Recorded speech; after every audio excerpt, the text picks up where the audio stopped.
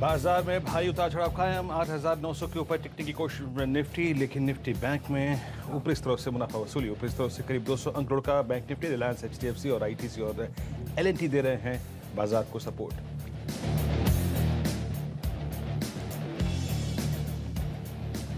आज से खुला RIL का राइट्स इशू। पहले दिन की ट्रेडिंग में राइट्स एंटाइटलमेंट करीब 33% ऊपर। रिलायंस में भी अच्छी खरीदारी। 3 जून तक अप्लाई करने का मौका।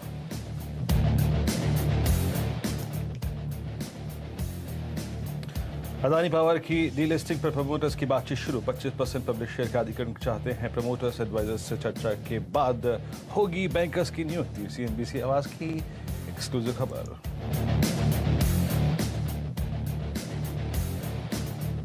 आज आएंगे बजाज ऑटो के तिमाही नतीजे। मुनाफा करीब 5% घटने का अनुमान। ऑपरेटिंग मार्जिन पर भी दबाव संभव, लेकिन डॉक्टर रेड्डीज से अच्छे नतीजों की उम्मीद। प्रॉफिट में करीब 11% का उछाल, तो मार्जिन से स्थिर रहने की संभावना। नतीजों से पहले शेयर करीब 2% चढ़ा।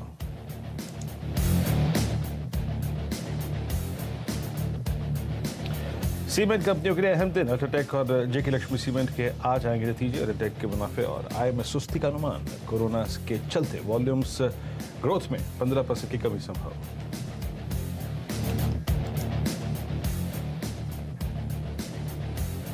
और आज पश्चिम बंगाल और ओडिशा के तट से टकराएगा महाचक्रवात अम्फान। तटीय राज्यों में अलर्ट। NDRF की टीमें तैनात।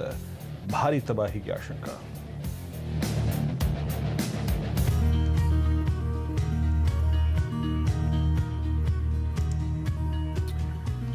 नमस्कार, आप देखें ट्रेडर्स हॉटलाइन में हूं वीरेंद्र कुमार। अगले आधे घंटे आपसे चर्चा, आपके प्रश्नों के जवाब और साथ ही साथ इंडेक्स पे डेडिकेटेड डिस्कशन। और आपसे जुड़ने का जो जरिया है हमारा, और आप जिस जरिए से हमसे जुड़ते हैं वो आपकी स्क्रीन पर आएगा। 3 विकल्प हैं आपके पास। एक toll free number, WhatsApp number, और याद रखिए ट्विटर के जरिए आप #AskAwaz कैश और डेरिवेटिव्स यानी FNO इसको लिखकर हमें मैसेज कर सकते हैं। हमारी टीम आपसे संपर्क करेगी और आपका प्रश्न इस कार्यक्रम में शामिल करेंगे। निफ्टी को देखते हैं, निफ्टी बैंक को देखते हैं और क्या कर रहे हैं वो, उस पर अप्रोच क्या रखनी चाहिए। सचिदानंद उत्तेकर हमारे साथ मौजूद होंगे आज। लेकिन आज एक बार फिर से, जिसे कहते हैं ना, सुबह जो मैंने आपसे आउटलुक शेयर किया था उसमें क्या बात हुई थी, आज वोलेटिलिटी के लिए तैयार रहिएगा। आज आपको मंदड़िया या फिर तिजड़िया बनकर नहीं उतरना है, आप वोलेटिलिटी के लिए तैयार रहिएगा। अब से करीब 25 मिनट पहले बाजार में मोमेंटम ठीक ठाक था। बैंक निफ्टी लग रहा था कि कुछ अच्छा करने का जा रहा है, मॉर्निंग हाइस को क्रॉस करने की तैयारी कर रहा था, लेकिन फिर सिंक हुआ कुछ देर पहले। कुछ स्टॉक फ्यूचर्स हैं जो कि इसको लेके नीचे आए, लेकिन बाजार अभी भी अटपटे अंदाज से बिहेव कर रहा है। अगले 1 घंटे में, आधे घंटे में क्रक्स क्या है, याद रखिए बाजार का। क्या वो चीज़ है जो कि हमारी रेस्ट ऑफ द डे की दिशा तय करेगी। निफ्टी बैंक लेके आइए। निफ्टी बैंक ने अब से लगभग आधे घंटे पहले, जब शैल जी और हेमंत चर्चा कर रहे थे, एक बहुत स्ट्रॉन्ग अटेम्प्ट लिया था 17,700 को पार करने का, लेकिन वो फेलियर साबित हुआ और बैंक निफ्टी अब फिर डे लो की तरफ खिसकता हुआ। याद रखिए कल की लोवेस्ट ट्रैजेक्टरी है करीब 17,410। अब उस कल के 410 और अब के मौजूदा स्तर में सिर्फ 70 अंकों का डिफरेंस है। अगर ये सिंक हुआ तो याद रखिए एक बार फिर से निफ्टी बैंक की लीडरशिप में बाजार सिंक होगा। इस बीच आप एक स्टॉक देखिए, अभी हेमंत ने मार्क भी किया था, इनफैक्ट शैलजी और हेमंत ने डिस्कशन किया था। इंडसइंड बैंक 352 डे लो पर, और आई थिंक यही क्रैश हुआ जो कि एग्जैक्टली अगर आप देखें निफ्टी को नीचे लेके आया है। 353.55 आज का सुबह का हाई था करीब 371 का। तो अगले आधे घंटे का क्रैश होगा बैंक निफ्टी। वो 17,410 का लेवल अगर तोड़ता है तो 710 यानी 17,710 ये पॉसिबल लगता है। उसके बाद 17,110 माफ कीजिएगा।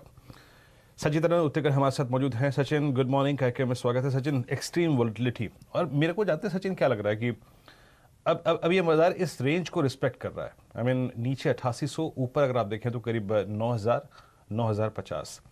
लेकिन बैंक निफ्टी की जो चैनल काफ़ी वाइड है, नीचे 17,000 और ऊपर 18,000, अगर ये उसको रिस्पेक्ट करने लगा या फिर उस पर ट्रेड करने लगा तो क्या अभी यहाँ से सिंक होकर 17,100 तक जाने की पॉसिबिलिटी है इसमें?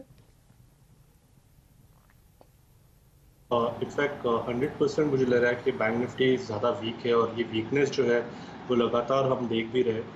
नीचे के लेवल्स अगर हम देखें तो 17,100 ये मेरा भी टारगेट है। मुझे लग रहा है यहाँ पर नीचे एक बार फाइनल लेग या फाइनल स्विंग होना चाहिए। तो 17,550 के ऊपर जब तक अभी कॉन्फिडेंटली ट्रेड नहीं करता, मुझे लग रहा है थोड़ी सी वीकनेस बैंक निफ्टी में हावी रहेगी। बट अगर हम निफ्टी का डेटा देखें तो निफ्टी ने काफ़ी कॉन्फिडेंटली 8800 को डिफेंड किया है। कल के सत्र में भी हमने एक inside bar kind of formation देखा था। अगर ओवरऑल स्ट्रक्चर को थोड़ा सा डिटेल में देखें तो एक कैंडलस्टिक में काफ़ी रेयर पैटर्न फॉर्मेशन होता है, होमिंग पिजन। तो उसकी तैयारी हो रही है, जिसका कंफर्मेशन मुझे लग रहा है अराउंड 9060 ऑन क्लोजिंग बेसिस इसके ऊपर हो सकता है। तो मुझे लग रहा है दोनों साइड के मूव्स मिल रहे हैं। इनफैक्ट बैंक निफ्टी मुझे रिलेटिवली वीक लग रहा है, बट निफ्टी काफ़ी हद तक स्टेबल लग रहा है। तो अगर किसी को लॉन्ग पोजीशन करनी है तो मुझे लग रहा है यहाँ पर एक पोजिशनल ट्रेड निफ्टी में बनाया जा सकता है। But on the short side intraday के लिहाज से मुझे लग रहा है बैंक निफ्टी में वो वीकनेस 17,100 तक एक्सटेंड होनी चाहिए। तो अगर हम निफ्टी में एक ट्रेड की बात करें तो मुझे लग रहा है यहाँ पर एक लो कॉस्ट स्ट्रैटेजी डिप्लॉय करनी चाहिए।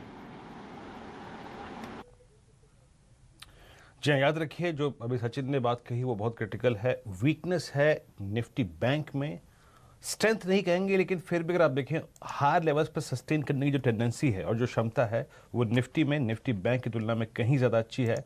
निफ्टी बैंक ने अभी तक कल के लोस को वॉलेट नहीं किया है, या फिर कह लीजिए कि कल के लोस के अभी तो नज़दीक भी नहीं किया है। दर्शकों से बातचीत करते हैं और कुछ देर में कुछ ऑप्शंस लेके आएंगे, लेकिन आज के प्रिय दर्शक जो बातचीत करने के लिए हमारे साथ हैं, ऐसा एक बार जरा प्लीज़ दर्शकों से बातचीत करने से पहले हमारे साथ अभिषेक सोनी जी हैं, जरा रिलायंस लेके आइए एग्जैक्टली। अगर आप देखें, देखिए राइट्स इशू खुला है आज से आज, और ये एक बहुत महत्वपूर्ण अगर आप देखें सेशन है रिलायंस के लिए। और एक बार जरा प्लीज़ आप रिलायंस एंटाइटलमेंट भी लेके आइए, वो एग्जैक्टली क्या कर रहा है इस वक्त। एक बार दोनों को टच बेस कर लेते हैं, फिर आगे चलेंगे।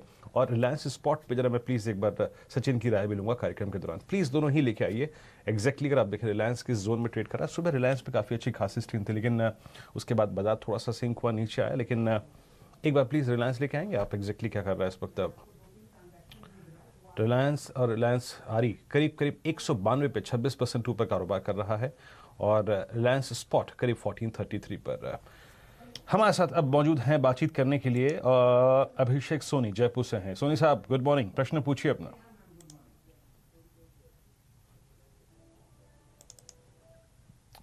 ओके, शायद सर हमारे साथ हैं नहीं, उनका हिंदुस्तान यूनिलीवर पे प्रश्न है।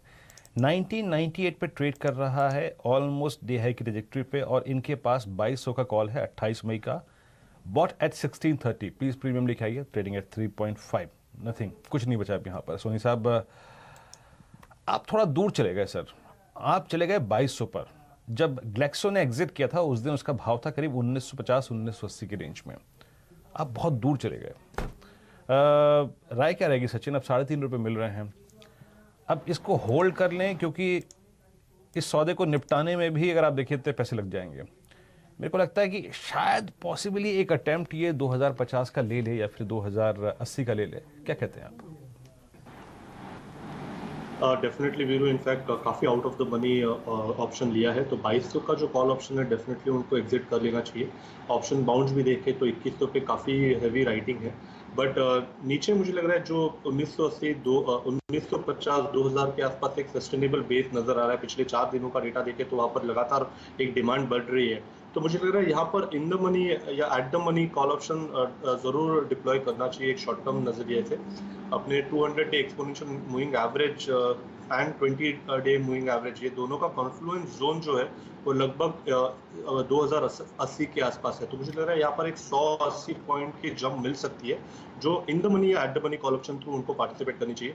बट जो 2200 का कॉल ऑप्शन काफ़ी दूर है, यहाँ पर प्रोबेबिलिटी काफ़ी लो है उसके ऊपर ट्रेड होने की। तो इस पर्टिकुलर सीरीज में मुझे नहीं लगता कि ये 2200 के आसपास भी स्टॉक स्विंग करना चाहिए। बट डेफिनेटली एक डिमांड जोन पे है, तो यहाँ पर एक शॉर्ट टर्म ट्रेड लिया जा सकता है 2100 2080 के टारगेट के लिए। ओके